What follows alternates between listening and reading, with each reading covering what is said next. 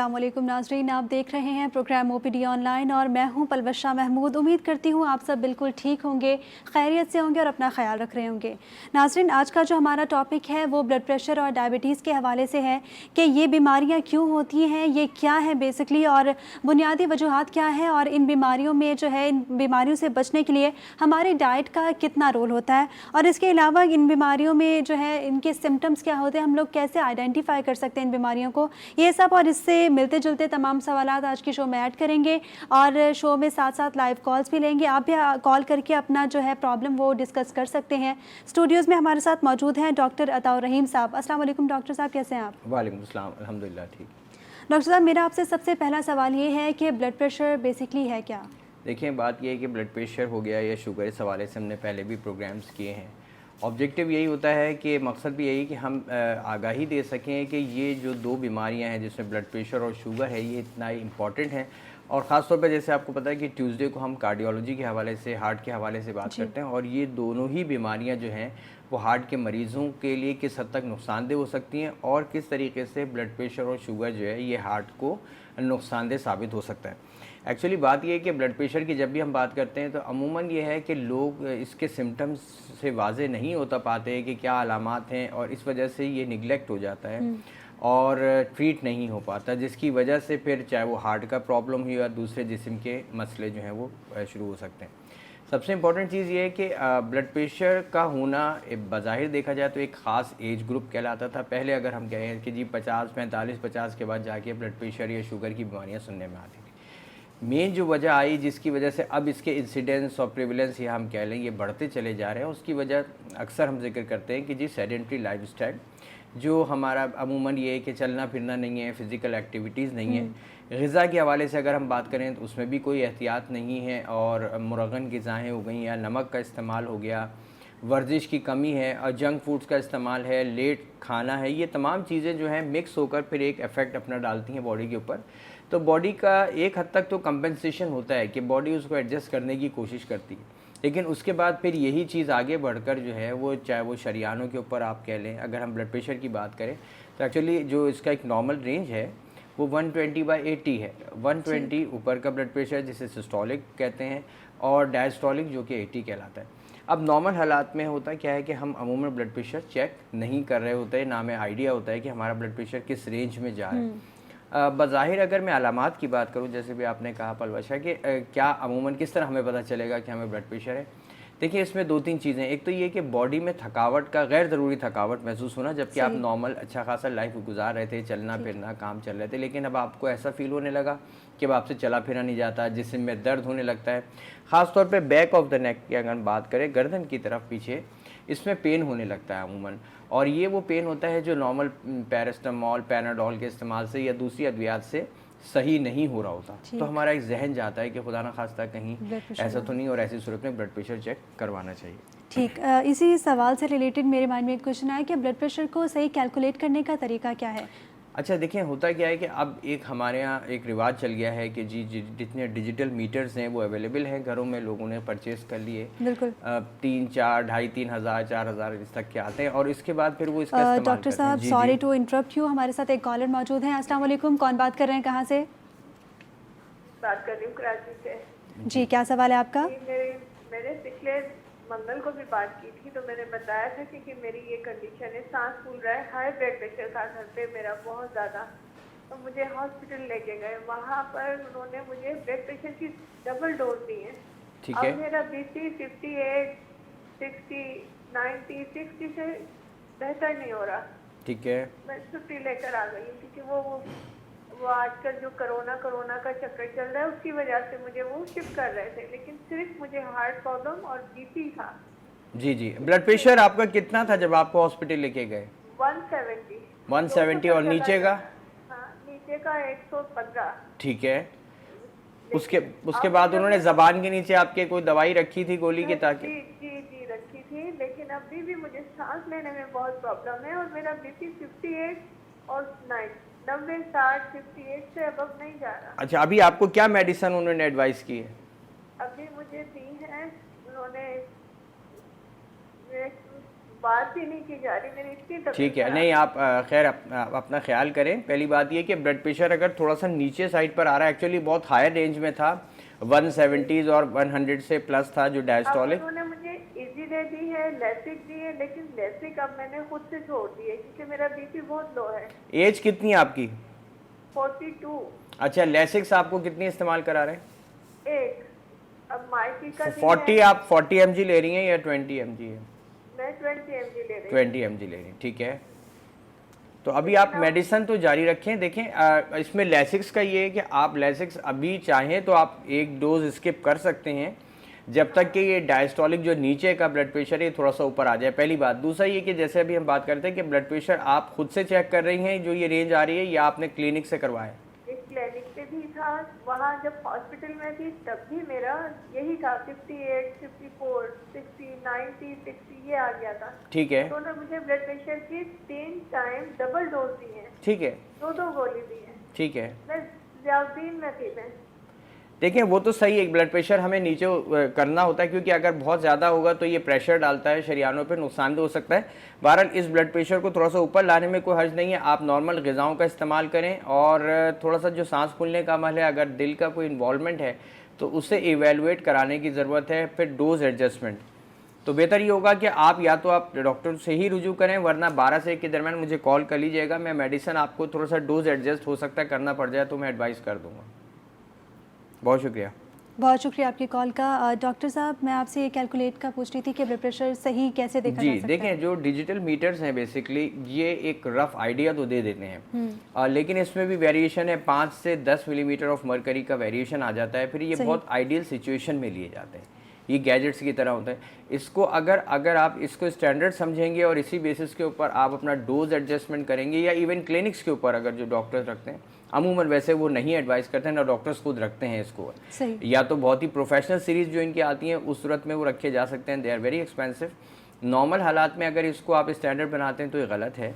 Ideally इसमें जो mercurial है सबसे स्टैंडर्ड है, जो कि सही ब्लड प्रेशर आपको बताता है। उसके अलावा अगर नहीं भी है मर्क्यूरियल तो एनेरॉइड जो कि जिसमें निडल होती है, ये 2 तरीक़ों से आप ब्लड प्रेशर चेक कर सकते हैं। अब इसमें मेरी कोशिश होगी इंशाल्लाह आगे प्रोग्राम्स में मैं आपको ब्लड प्रेशर लेने का तरीका भी बताऊं। ये 2 इंस्ट्रूमेंट्स आप रख लें लेके, तो कोशिश होगी कि आपको थोड़ा थोड़ा सीख लें इसको, तो ज़्यादा बेहतर है बनिस्बत उस डिजिटल मीटर्स के जो हम घर में यूज़ करते हैं, जिससे एकदम परेशानी लाग होती है कि एकदम हाई ब्लड प्रेशर या वो शो कर रहा है या पल्स रेट बहुत ज़्यादा हाई शो कर रहा है। अच्छा, शुगर के बारे में बता दीजिएगा कि शुगर क्या है और ह्यूमन बॉडी में इसका क्या रोल है? देखिए दोनों ही चीज़ें हैं, ब्लड प्रेशर और जैसे शुगर की हम बात करते हैं, लेकिन मैं चाहूँगा कि थोड़ा सा हम ब्लड प्रेशर को और डिस्कस कर लें। डायबिटीज़ बहरहाल क्योंकि इसकी जो वैल्यूज़ जो हैं अगर बढ़ रही होती हैं, हम एहतियात नहीं करें, ओवरवेट सबसे ज़्यादा ये कि आप ओबेसिटी की तरफ जा रहे हैं, ओवरवेट की तरफ जा रहे हैं, दोनों नुकसानदेह होता है। अगर कोई कॉलर हो तो मुझे इंटरप्ट कर दीजिएगा परवशा। दूसरी बात यह है कि ब्लड प्रेशर ही के हवाले से मैं बताऊँ कि इसमें जैसे मैं अलामात की बात कर रहा था कि अमून गर्दन के पीछे की तरफ भी दर्द होना, सर में भारीपन होना, सुबह उठने पे आपको फ्रेशनेस महसूस नहीं होती, आपके जिस्म में दर्द होने लगता है और ज़्यादा। ठीक, तो डॉक्टर साहब हमारे साथ एक कॉलर मौजूद हैं। अस्सलाम वालेकुम, कौन बात कर रहे हैं, कहाँ से? मैं लाहौर से मारिया बात कर रही हूँ। जी, क्या सवाल है आपका? मेरा सवाल ये है कि मेरा ना बीपी बड़ा हाई हो जाता है, 170 हो जाता है, कभी 160 हो जाता है। सही। और हार्ट बीट 100 से वैसे नीचे रहती है, कभी 54 भी हो जाती, 50 हो जाती है, कभी 54 हो जाती है। ठीक तो है। गोली मैं खाती हूँ उसके लिए, एमस्टन खाती हूँ, और साथ में रात को कनकोर दी हुई है उन्होंने। ठीक है। कौन कितनी है, 2.5 है या 5 mg है? 2.5 है कनकोर में ना। अच्छा, ठीक है। तो एमस्टन वो 10 की जो होती है वो वाली मैं खा रही हूँ। ठीक है। तो फिर भी बाज़ दफ़ा नॉर्मल रहता है, लेकिन फिर भी बाज़ दफ़ा हाई हो जाता है, तो इसके लिए आप मुझे कुछ बता दें। अच्छा देखिए, 2-3 चीज़ें इसमें ये है कि ब्लड प्रेशर अगर आपका 170 या 160 पे जा रहा है सिस्टोलिक, और नीचे का भी आप मुझे बता दें, और एज ग्रुप भी बताएं, एज कितनी है आपकी? अगर कॉल शायद कट गई हो, एक बात जहन में रख लें कि जब ये हायर लेवल्स के ऊपर अगर जाता है 170 और वो, तो इसमें हमें डोज एडजस्टमेंट की ज़रूरत होती है। बाद बात जो कि वो मेडिसिन जो कि सिर्फ वंस डेली डोज पे दी जाती हैं, लाइक कॉनकोर की जैसे इन्होंने बात करी, इसमें फिर हम ये करते हैं कि कॉम्बिनेशन दिया जाता है। डॉक्टर साहब, मैं चाहूँगी आप ये वाला जवाब जो है इस कॉल के बाद दीजिएगा। अस्सलाम वालेकुम, कौन बात कर रहे हैं? मुमताज जी, क्या सवाल है आपका? हाँ बड़ी, मुझे ब्लड प्रेशर रहता है, यानी अभी मैं वो टेबलेट भी खा रहा हूँ 50 mg नेबुलाइज। ठीक है। तो लेकिन ये है कि अभी कभी मैं चेक कराता हूँ तो ब्लड प्रेशर जो है ना नीचे आ जाता है। ठीक है। तो कितना कभी नीचे जो है आता है? ऊपर आ आपने जाता है ब्लड प्रेशर चेक करवाया, कितना नीचे आ जाता है? ये 80 और नीचे जो है ना 60। ओके। जी। और मेडिसिन तो आपने ये, सॉरी क्या बताई? आप मेडिसिन कौन सी इस्तेमाल कर रहे हैं? ये नेबुलाइज। अच्छा ठीक है। जी। और कितने mg की आप इस्तेमाल कर रही है? ये 50 mg। 50 mg, ठीक है। जी। अच्छा, इसमें देखें ऐसा है कि वही बात है कि थोड़ा सा डोज एडजस्टमेंट की ज़रूरत है। टाइट्रेशन कहते हैं इसको हम एक तरीके का, कि आप ऐसे डोज पे मेडिसिन को ले आएँ कि जिसमें आपका नॉर्मल आपकी लिविंग के अंदर वो ब्लड प्रेशर मेंटेन होने लग जाए। ठीक। अगर जैसे थोड़ा लोअर डाउन हो रहा है, ये जैसे अभी आपने बताया, तो ऐसी सूरत में आप डॉक्टर से रुजू करें कि उनको बताएं कि अपने ये सिम्टम्स आ रहे हैं और ब्लड प्रेशर आपका 80/50 या 80/60 आ रहा है। और कोशिश करें कि ये ब्लड प्रेशर आप खुद घर में डिजिटल मीटर से ना चेक करें, डॉक्टर ही से चेक करवाएं। क्योंकि जब आप डॉक्टर के पास जाते हैं और डॉक्टर ये ब्लड प्रेशर चेक करता है आपका जो कि 80/50 आ रहा है, तो लाजमी फिर वो डोज एडजस्टमेंट करेंगे। ठीक है, तो ये आप उनसे ज़रूर शेयर करें। इनकेस अगर कांटेक्ट नहीं होता, आप मुझे 12 से 1 के दरमियान कॉल कर सकते हैं। मैं इंशाल्लाह कोशिश करूँगा आपको एडवाइस कर दूँ। बहुत शुक्रिया आपकी कॉल का। डॉक्टर साहब, मेरा आपसे ये सवाल है कि अक्सर ऐसा होता है कि घर में लोग बैठे हुए ये सोचते हैं उनका ब्लड प्रेशर अगर लो हो तो वो हाई समझ रहे होते हैं, और अगर हाई हो तो वो लो, उस तरह सेल्फ मेडिकेशन वो करने लगते हैं। तो क्या किस तरह आइडेंटिफाई किया जाएगा कि लो है या हाई है ब्लड प्रेशर? अच्छा देखें, वही अलामात की बात आ रही ठीक है। इसमें जब आपकी बॉडी जो है वो थकावट महसूस होने लगे, जिस्म में दर्द हो, गर्दन के पीछे दर्द होने लगे, सर भारीपन आ जाए, अमूमन ये लो ब्लड प्रेशर की अलामात नहीं होती हैं। ठीक है। अच्छा, ब्लड प्रेशर लो की जब हम बात करते हैं तो एज सच 80/50 या 70/50 आना ये इतना नॉर्मली होता नहीं है, अनलेस एंड अनटिल खुदा ना खास्ता लूज मोशंस लग जाएं, वाटर लॉस हो जाए, डिहाइड्रेशन हो जाए, या तो ऐसी सूरत में हो सकता है कि आपका ब्लड प्रेशर इस लेवल पर आ जाए। वरना ठीक है नॉर्मली डॉक्टर साहब, सॉरी टू इंटरप्ट, लेकिन हमारे साथ एक कॉलर मौजूद है। अस्सलाम वालेकुम, कौन बात कर रहे हैं, कहाँ से? जी अस्सलाम वालेकुम। वालेकुम सलाम, कौन बात कर रहे हैं? जी हारिस बात कर रहा हूँ कराची से। जी, क्या सवाल है आपका? मेरी एज 28 है और मुझे ना रिसेंटली कुछ इस तरह के सिम्टम्स आ रहे थे कि लाइक जल्दी में टायर्ड हो जाता है, डिजीनेस रहती थी, थोड़ा सा ओवरऑल स्टमक का भी इशू रहता था, लाइक स्लो डाइजेशन हो रही थी। तो मैंने रिसेंटली अपना कंप्लीट ब्लड पिक्चर का टेस्ट करवाया, तो मुझे उसके अंदर ना रिमार्क्स के अंदर आया है नॉर्मोक्रोमिक मैक्रोसाइटिक। ठीक है। तो जी, तो इस हवाले से मुझे डॉक्टर साहब अगर कुछ गाइड करें। अच्छा, देखें दो चीज़ें होती है, नॉर्मोसाइटिक, नॉर्मोक्रोमिक, यानी कि जो साइज़ है वो भी सही है, कलर भी ठीक आ रहा है। और अगर मैक्रोसाइटिक होते हैं तो ये उस सूरत में होता है कि बाज़ औक़ात आपका अगर ब्लड केमिस्ट्री में बहुत सारे पैरामीटर्स देखे जा रहे होते हैं, हेमोग्लोबिन लेवल चेक किया जाता है। आप, मैं चाहूँगा कि ये प्रॉपर रिपोर्ट जिसमें आपका मीन कॉर्पस्कुलर वॉल्यूम्स हैं, हेमाटोक्रिट है, ये तमाम चीज़ें देखी जाएँ कि मैक्रोसाइटिक क्यों हो रहा है, यानी साइज़ में अगर थोड़ा सा सेल बड़ा हो रहे हैं तो कौन क्यों हो रहा है, उसकी वजह क्या है। तो ये तमाम चीज़ें, हीम कंसनट्रेशन, सेलुलर कंसनट्रेशन हम चेक करेंगे। तो आप 12 से 1 के दरमियान मुझे कॉल कर लीजिएगा। तो ये जो इन्वेस्टिगेशन आपका रिजल्ट आए, वैसे परेशानी की कोई बात नहीं है, नॉर्मली ऐसा हो जाता है, नथिंग टू वरी। ठीक है, ठीक है, बहुत शुक्रिया आपकी कॉल का हारिस। और हमारे साथ एक और कॉलर मौजूद है। अस्सलाम वालेकुम, कौन बात कर रहे हैं, कहाँ से? जी वालेकुम अस्सलाम, पलवशा मुजफ्फरगढ़ से राव कामरान अर्ज कर रहा हूँ।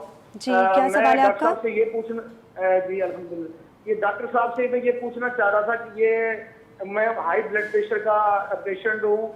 मुझे डॉक्टर साहब ने जो तकरीबन पहले 6 मंथ पहले जो है नॉर्वेक्स 5 mg टैबलेट जो है वो मुझे सजेस्ट की थी, लेकिन अब तकरीबन 1 माह हो गया है, मेरा ब्लड प्रेशर बिल्कुल ठीक है। मैं तकरीबन रोज चेक उससे करता हूँ और मैंने मेडिसिन भी छोड़ दी है, लेकिन मेरे जो दिमाग के बीच के हिस्से में कभी कभी दर्द उठता है। उसको मैंने डॉक्टर को चेक भी करवाया है, उसका एक्सरा भी करवाया है, दर्द बहुत शदीद होता है। लेकिन वो एक टैबलेट लिख देते हैं वो दर्द की और आराम की, उससे सुकून भी आ जाता है, नींद भी, अदरवाइज वो दर्द उठता रहता है। वो मैंने कईयों को चेक करवाया है, एक्सरा भी बिल्कुल ठीक है।